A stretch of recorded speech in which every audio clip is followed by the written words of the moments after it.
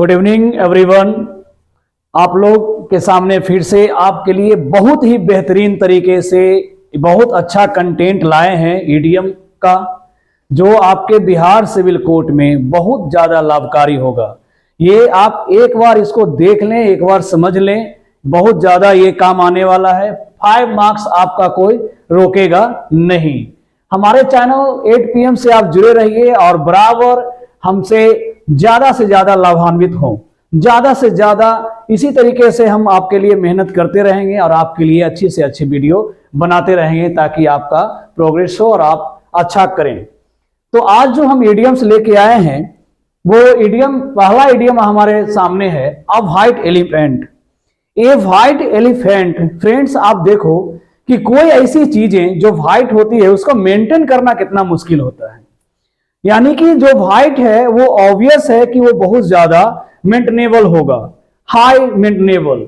बस आप ये समझो कि एक हाथी है, उसके बाद हाथी पालना ही बहुत बड़ी बात है। उसके बाद उसके ऊपर आपने व्हाइट हाथी पाला है, सोचो कितना महंगा है।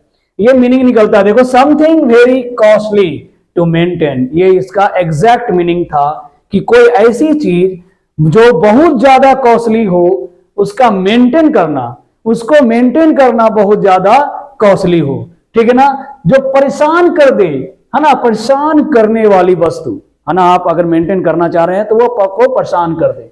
आप एक एग्जांपल, आपके सिविल कोड के डिस्क्रिप्टिव पेपर में जो इडियम पूछा जाएगा वो डायरेक्ट मीनिंग नहीं लिखना होगा। आपको मीनिंग लिखने के साथ साथ मीनिंग के साथ एक सेंटेंस बनाना होगा, और सेंटेंस आसान हो, इजी हो, ज्यादा टफ ना हो। ऐसा जैसे ए फैशनेबल लेडी, एक ऐसी लेडी है जो बहुत ज्यादा फैशन से चूर होती है, फैशन में रहती है, ठीक है ना। इन अ पुअर हाउस, एक गरीब घर में अगर कोई फैशनेबल लेडी आ जाती है, सोचो वो कितने बड़ी परेशानी की सबब बन जाएगी। वो एग्जाम्पल आपका दिख रहा है कि a fashionable lady in a poor house is a white elephant. मतलब कि गरीब घर में फैशनेबल लेडी का होना वो एक व्हाइट एलिफेंट के बराबर है, यानी व्हाइट एलिफेंट है। तो ये आपका जो ये सुटेबल था इडियम्स इसके लिए, और ये सेंटेंस आप देख लें। आप चाहें तो इसके जगह पे कुछ और भी पुट कर सकते हैं, जो ऐसी चीजें जिसको आपको लगता है कि मेंटेन करना मुश्किल है ना, जो परेशान कर सकती है, वो ये सारी चीजें में एक व्हाइट एलिफेंट का यूज कर सकते हैं।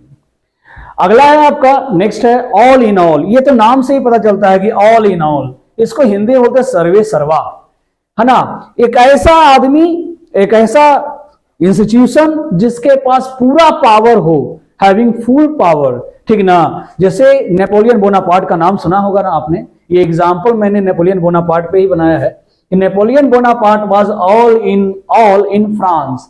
फ्रांस का सर्वे सर्वा था नेपोलियन बोनापार्ट, ठीक है। आशा करते हैं आप लोग समझ रहे होंगे और गेन कर रहे होंगे। नेक्स्ट है आपका कि एन एप्पल ऑफ डिस्कॉर्ड। एक तो एप्पल है, एप्पल से जुड़ी बहुत सारे इडियम्स है। एप्पल ऑफ वंस आई जो होता है, जिसका मतलब होता है बहुत प्यारा होना। लेकिन यहां पे है एप्पल्स ऑफ डिस्कॉर्ड। डिस्कॉर्ड का मतलब होता है झगड़ा। अब बताओ, एक एप्पल के लिए मान लो सपोज कि 2 दोस्त लड़ रहे हैं। आप ऐसे याद रखो कि एक एप्पल है, उसके लिए 2 दोस्त लड़ रहे हैं, तो वो झगड़े का कारण कौन है? एप्पल। झगड़े का कारण कौन है? एप्पल। यानी कॉज ऑफ डिस्प्यूट, झगड़े की जो जड़ है, एक्चुअल जड़ है, आप ये याद रखो कि वो एप्पल है। अ बॉल वाज, इस एग्जांपल को मैंने बनाया कि ये ball was the apple of Discord between 2 children. 2 बच्चे एक बॉल के लिए लड़ रहे हैं, तो वहां पे बॉल जो है वो एन एप्पल ऑफ डिस्कॉर्ड है, एन एप्पल ऑफ डिस्कॉर्ड है। नेक्स्ट हमारा है एप्पल ऑफ वंस आई। मैंने पहले भी बोला कि वंस आई जो आंखों का तारा, मतलब ऐसा है एप्पल है जो बहुत प्यारा है, बहुत प्यारा है, ठीक ना। वेरी डियर, है ना, जो बहुत ज्यादा प्रिय है, उसको कहते हैं एप्पल ऑफ वंस आई। ये एग्जाम्पल बनाते समय इसमें आप ध्यान रखना फ्रेंड्स कि आप जिस एग्जाम्पल में जिस सब्जेक्ट को मेंशन कर रहे हो, वंस के जगह पे वो सब्जेक्ट ही मेंशन होगा। जैसे यहां मैंने लिखा है Satyam is the apple of his mother's eye, ना कि यहां पे लिख देंगे one's eye. Mother's eye one को रिप्लेस करेगा, यानी सत्यम अपनी मां की आंखों को बहुत भाता है, अपनी मां को बहुत ज्यादा प्रिय है। नेक्स्ट है हमारा at daggers drawn as dagger drawns. आप ये एग्जांपल याद रखो, एक मैं आपको दे रहा हूं कि एक इमेज के तौर पे, ये जब बहुत ये एक दो तलवार है जो स्वॉर्ड बोलते हैं जिसको, ये दो तलवार जब भी ऐसा रखा होता है या इस तरह का, वो सिंबल होता है कि चलो वो मतलब कि होस्टाइल है, दुश्मनी को दर्शाता है। तो ये जो एट ड्रैगर्स ड्रॉन है, ये होस्टाइल या घोर शत्रुता या दुश्मनी को दर्शाता है, यानी कि जिसकी दुश्मनी बहुत ज्यादा कठोर हो उसको कहेंगे कि वो एट डैगर्स ड्रॉन है। जैसे यहां पे लिखा है example, the neighbouring nation, neighbouring nation मतलब पड़ोसी देश, नेबरिंग नेशन मतलब पड़ोसी देश, वेयर एट डैगर्स ड्रॉन, यानी कि नेबरिंग नेशन जो है पड़ोसी देश है जो घोर शत्रुता में है, बहुत बड़ी दुश्मनी में है, ठीक है ना। इस तरह से ये इसका आप सेंटेंस बना सकते हैं। आप चाहे तो कुछ भी इस यहाँ पे कि राम एंड मोहन, आप ऐसा बोल सकते हैं कि Ram and Mohan were at daggers drawn, वो सेंटेंस भी करेक्ट होगा आपका। आप अपने हिसाब से, अपनी सुविधा के हिसाब से कुछ भी रख सकते हैं, लेकिन आप ऐसा सेंटेंस बनाएंगे जो मीनिंगफुल हो, है ना, एक एग्जैक्ट मीनिंग देता हो और ग्रामेटिकली करेक्ट हो, क्योंकि अगर ग्रामेटिकली करेक्ट होगा तभी आपको मार्क्स मिलेगा, अदरवाइज मार्क्स नहीं मिल पाएगा। चलिए नेक्स्ट है एट रैंडम। एट रैंडम का मतलब होता है, जिसका इंग्लिश मीनिंग है कि विदाउट अ डेफिनिट एम। देखो आप रैंडम, आप मैथ पढ़ो, मैथमेटिक्स में भी आता है, प्रोबेबिलिटी पढ़े होगे तो रैंडमली निकाला जाता है किसी बॉल को, ठीक ना। तो आप ऐसे कि मैं लक्ष्य नहीं है कि हम क्या निकालेंगे, कुछ भी निकाल लिए, तो उसको कहते हैं random. Without a definite aim, बिना किसी लक्ष्य के कोई चीज आप करते हैं, कोई काम करते हैं, बिना किसी उद्देश्य के कोई काम करते हैं, तो उसको कहते हैं कि हमने रैंडम ये काम किया है। तो आपका ये एग्जाम्पल बनेगा कि work done at random never page. Work done at random never page, यानी किया गया काम जो रैंडमली किया जाता है, बिना उद्देश्य के किया जाता है, वो कभी आपको फल नहीं देता। तो आपका फल देने से याद आया कि फल आपको चाहिए तो काम जो आप कर रहे हैं पूरे एक एम के साथ, गोल को मेंशन करके करना पड़ेगा। मान लो कि अभी आप सिविल कोड के क्लर्क की डिस्क्रिप्टिव की तैयारी कर रहे हैं, तो पूरे मन से और उसको एम मान के कि हाँ हमको यही करना है, अभी फिलहाल हमको यही मेरा एम है, और जब तक ये एम की प्राप्ति ना हो जाए, इस गोल को कंप्लीट ना कर लें, तब तक आप दूसरा गोल सेट नहीं कर सकते। तो ये है एट रैंडम। आशा करते हैं समझ रहे होंगे आप लोग अच्छे से, और इसी तरह से आप समझते रहें at sixes and sevens. Next है आपका एट सिक्सेज एंड सेवन। अब देखो 6 बोलते हैं, अभी एक कहावत भी है कि अरे ये बड़ा 9 7 6 करते रहता है, मतलब एक टारगेट पे नहीं रह पाता, एक सही जगह पे नहीं रह पाता, यानी स्कैटर्ड, तीतर बीतर, मतलब आप 6-7 कर दिया है यार, पूरे घर का तहस नहस कर दिया, तहस नहस कर दिया है, 6-7 कर दिया है, तीतर बीतर कर दिया है, ठीक है ना। जैसे यहाँ एक वर्ड है मॉब। प्रीवियस क्लास में मैंने आपको मॉब के बारे में बताया था, मॉब से जुड़ा एक वर्ड भी बताया था, मॉब लिंचिंग, जिसमें मैंने बताया था कि एक समुदाय जो है के द्वारा किसी खास को, किसी एक आदमी को मार दिया जाता है ना। एक भीड़ जब किसी को मार देता है तो उसको मॉब लिंचिंग कहते हैं। तो यहाँ देखो, यहाँ क्राउड नहीं है, क्राउड बड़ी शांत होती है फ्रेंड्स, क्राउड होता है शांत, मॉब कभी शांत नहीं होता है। द मॉब वाज, इसलिए यहाँ पे आप क्राउड मेंशन नहीं कर सकते, इसलिए मैंने यहाँ मॉब मेंशन किया है कि mob was at 6 and 7 after the arrivals of police.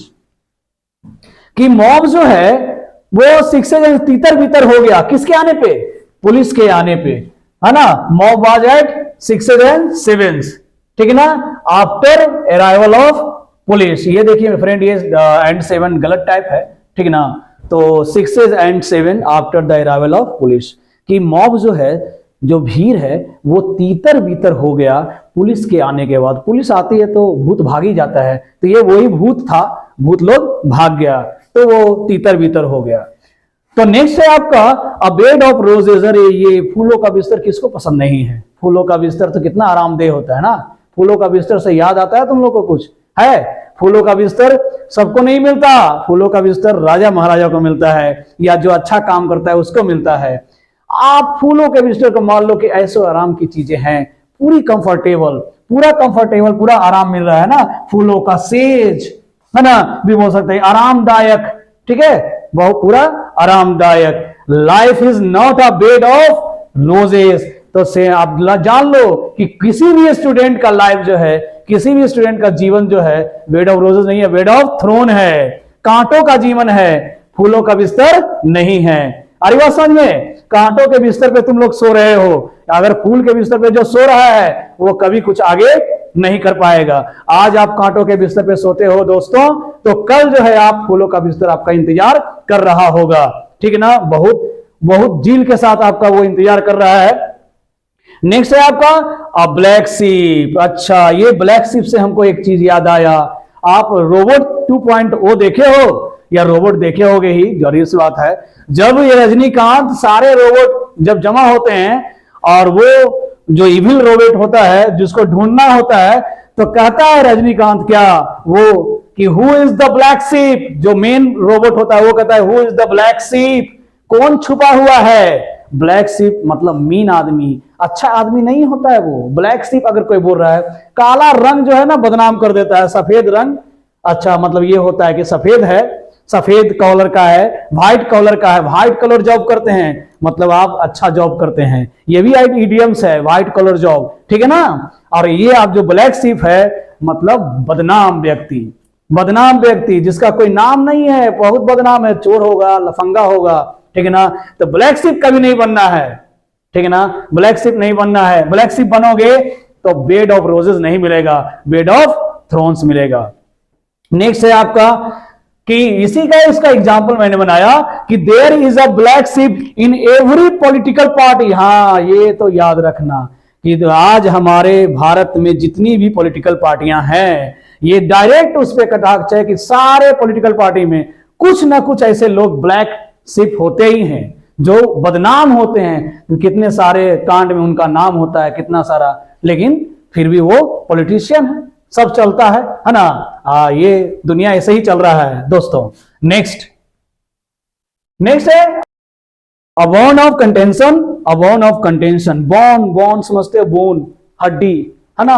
और ये बोलता है वही, बस आप उसका सिमिलर समझो। अभी मैंने बोला था कि एपल ऑफ डिस्कॉर्ड, याद है, झगड़े का कारण, ये भी है कॉज ऑफ डिस्प्यूट, ठीक है ना, ये दोनों सेम ही है। अ बोन ऑफ कंटेंशन, झगड़े की जड़, वहां पे झगड़े का जड़ एपल ऑफ डिस्कॉर्ड था, यहां पे झगड़े का जड़ अ बोन ऑफ कंटेंशन है ना।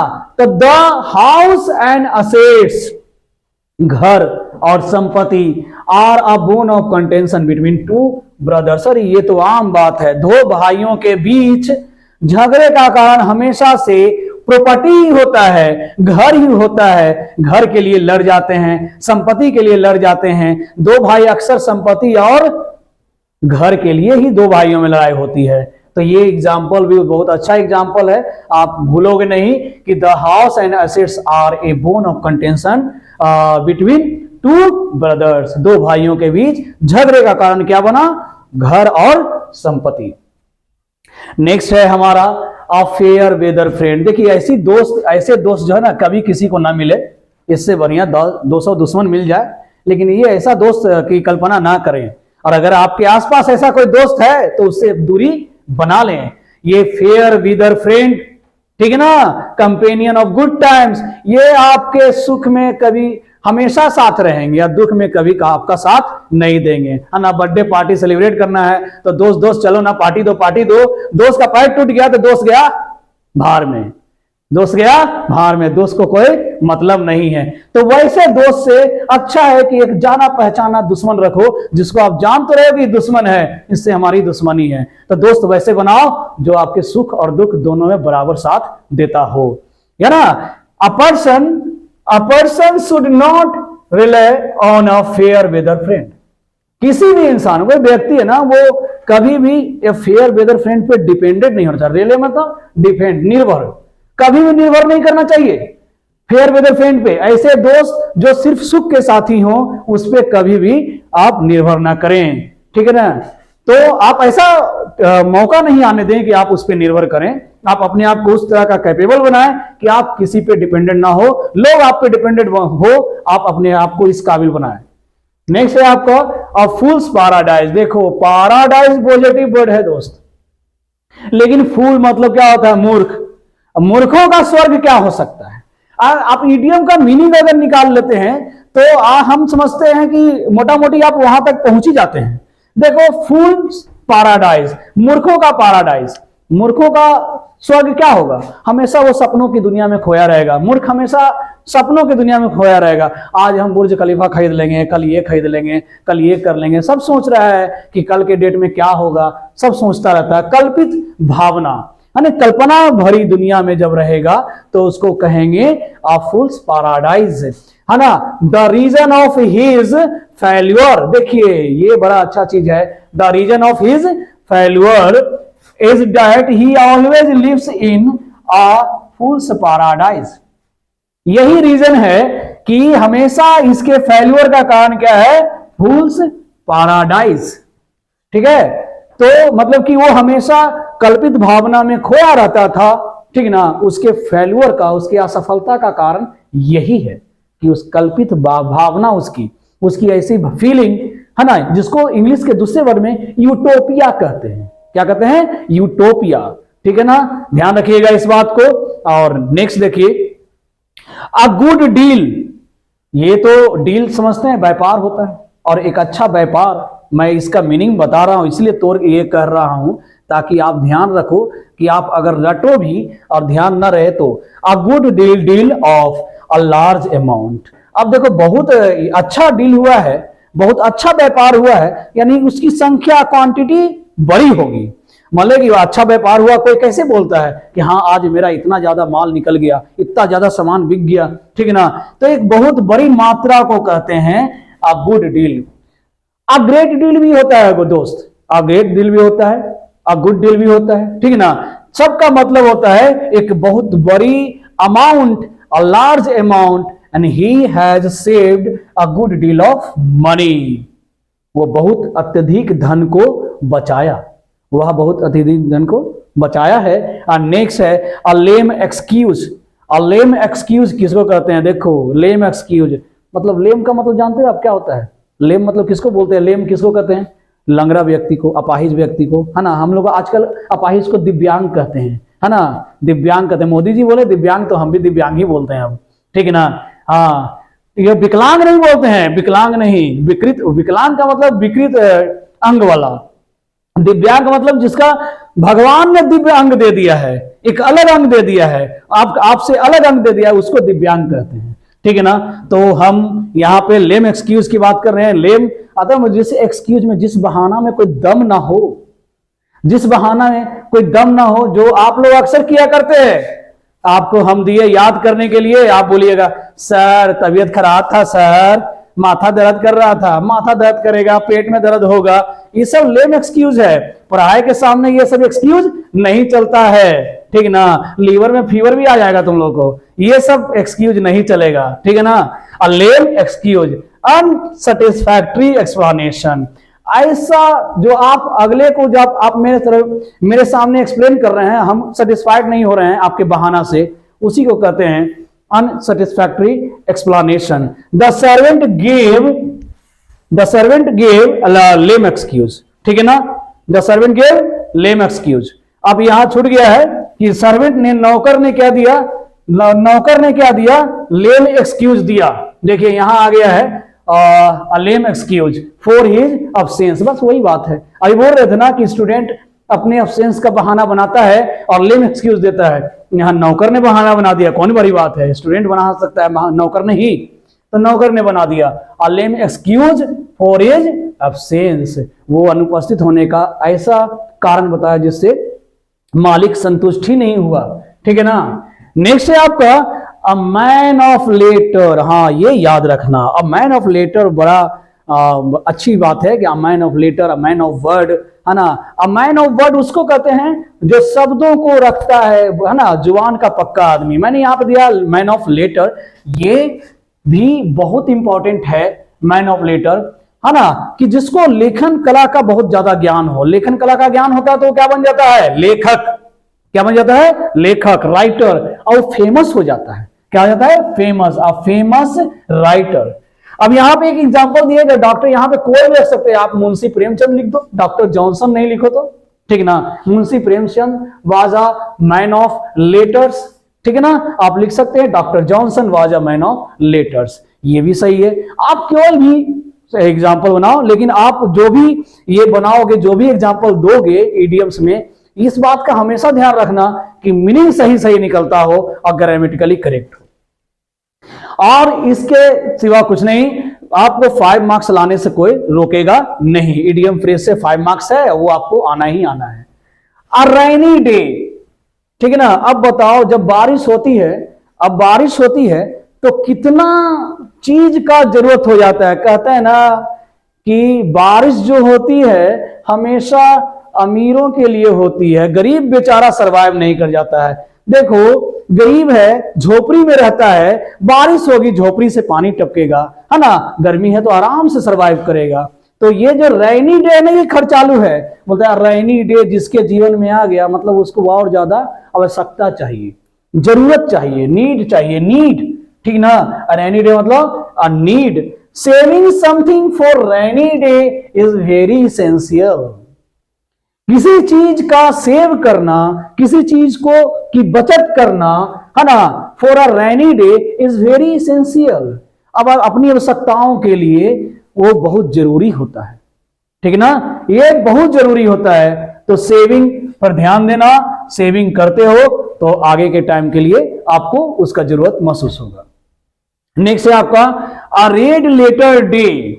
ये बड़ा इंपॉर्टेंट है, एक आप पता नहीं 15-20 बार कितना बार पूछा जा चुका है, ठीक ना, कि अ रेड लेटर डे, है ना। A red letter day an important day, स्वर्णिम दिवस, जो बहुत यादगार पल होता है ना, उसको कहते हैं रेड लेटर डे, ठीक है ना, मेमोरेबल डे। यानी कि मान लो कि किसी का कोई बर्थडे है किसी का, और वो बहुत मेमोरी वाला है, तो लिख सकते हैं, यहां लिख दिए 10 दिसंबर is red letter day for human rights. मानवाधिकार दिवस मनाया जाता है 10 दिसंबर को, ठीक है ना, शायद इसीलिए 10 दिसंबर जो है वो मेमोरेबल है, यादगार है, बहुत इंपॉर्टेंट है।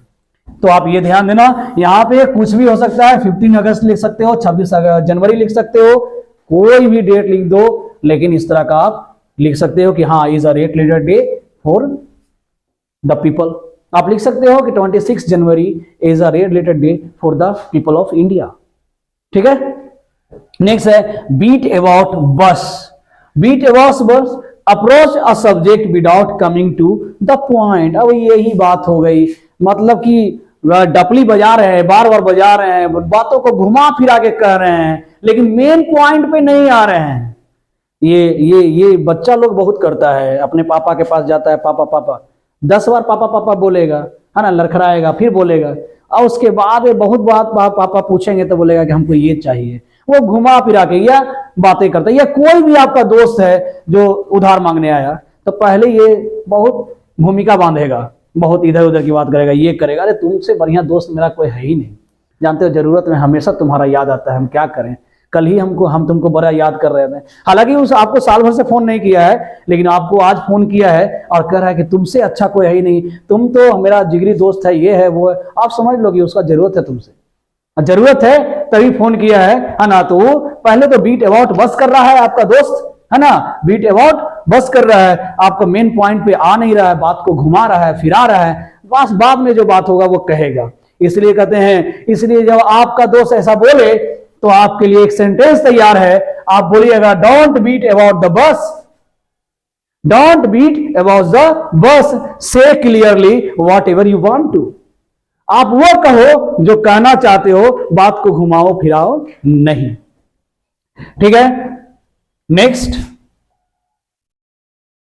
देखिए, नेक्स्ट आ गया आपका ये, आई थिंक पहले ही बता चुके ना, bed of roses, bed of roses, ठीक है ना, एन इजी टास्क, साल का ये administrative post is not a bed of roses. हाँ चलिए, ये इजी टास्क नहीं है, सही है कि बेड ऑफ रोजेस का मतलब होता है इजी टास्क, ठीक है ना, आसान कार्य, ठीक है ना, आसान कार्य, ये साल कार्य नहीं है, आसान कार्य, ठीक है, आसान कार्य। तो जो एडमिनिस्ट्रेटिव पोस्ट होता है, एडमिनिस्ट्रेटिव पोस्ट समझते हैं, एडमिनिस्ट्रेटिव पोस्ट समझते हैं, आईएएस, आईपीएस, हाँ, आईएएस को ज्यादा बोलते हैं, आईएएस को इंडियन एडमिनिस्ट्रेटिव सर्विस, ठीक ना। ये जो एडमिनिस्ट्रेटिव सर्विस का जो पोस्ट होता है वो किसी के लिए is not a bed roses, is not a bed of roses. जितनी ज्यादा रिस्पॉन्सिबिलिटी उतना ज्यादा काम, उतना ज्यादा माथा आपका पकड़ेगा। आप समझ रहे हो कि आप आईएएस बन जाओगे, आईएएस बन जाओगे, आईएएस बन जाओगे तो कितना आपका काम, रिस्पॉन्सिबिलिटी, जिम्मेवारी बढ़ जाएगी। तो वो आपके लिए वो इजी टास्क नहीं रहेगा। अब आते हैं नेक्स्ट, ब्रेक द आइस। अब देखो, ब्रेक द आइस, पत्थर तोड़ने जाना था, बर्फ तोड़ने पे आ गए, अब क्या करें। आइस जब कोई तोड़ रहा है तो क्या करोगे, आइस, ब्रेक द आइस मतलब चुप्पी तोड़ना, ठीक ना। चुप्पी, बहुत देर से बैठा हुआ है, मुख दर्शक बन के सुन रहा है, तुम ही लोग की तरह मुख दर्शक बन के सुनते रहता है, लेकिन पूछेंगे समझ में आया जी, तो कुछ नहीं बोलेगा, ना हूं ना हाँ, लास्ट में जाएगा नहीं बोलेगा कि सर ये वाला सवाल समझ में नहीं आया था, है ना। लेकिन 10 बार पूछेंगे तो नहीं बताया। तो यही बोलते हैं कि break the ice, to break the silence, चुप्पी तोड़ना। ये देखो, she broke the ice when everybody was silent. जब सब शांत रहता है ना तो बोलने की पावर सी के पास होता है, ही के पास नहीं। अरे समझ में, बोलने का पावर सी के पास होता है, ही के पास नहीं। जब सब शांत था तो बोला कौन, चुप्पी कौन तोड़ा, सी, ना कि ही, ठीक है ना, समझ रहे हो। हाँ, तो ऐसे भी वोमेन इंपावरमेंट का जमाना है तो सी तो बोलेगी ही, है ना, ही भी बोलेगा, थोड़ा बाद में बोलेगा। By and by, after a while, by and by, after a while, शीघ्र ही, the secret will come out by and by. ये जो गुप्त चीजें जो हैं शीघ्र ही बाहर आ जाएंगी, शीघ्र ही बाहर आ जाएंगी। जो भी गुप्त है, जो भी छिपा हुआ है, शीघ्र ही बाहर आ जाएंगी। इसका मतलब यही है दोस्तों, by and by, after a while. आप जब भी बनाओगे तो इसका यही है।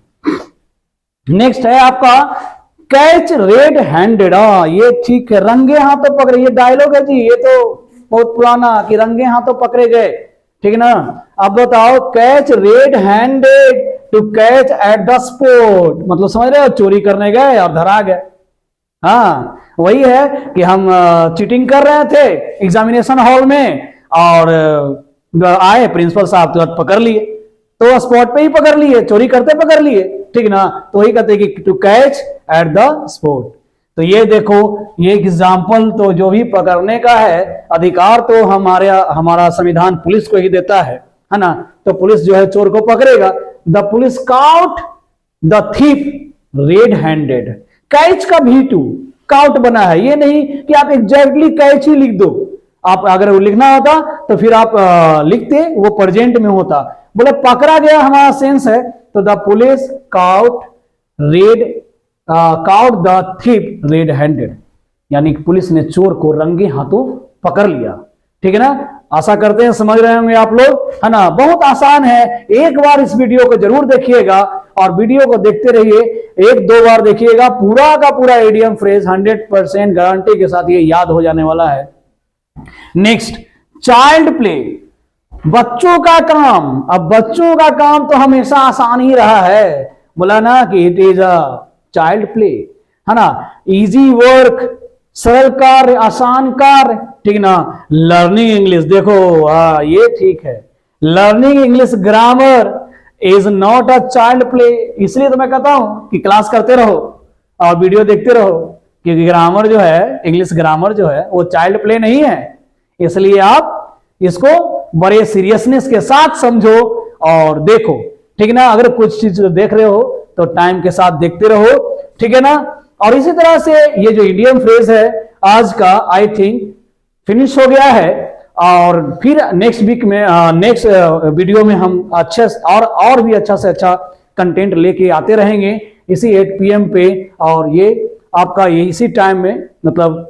और इसके साथ ही एक चीज और बताना था दोस्तों कि हमारा जो टेलीग्राम चैनल है, आपको वहां पे PDF भी उपलब्ध है ना।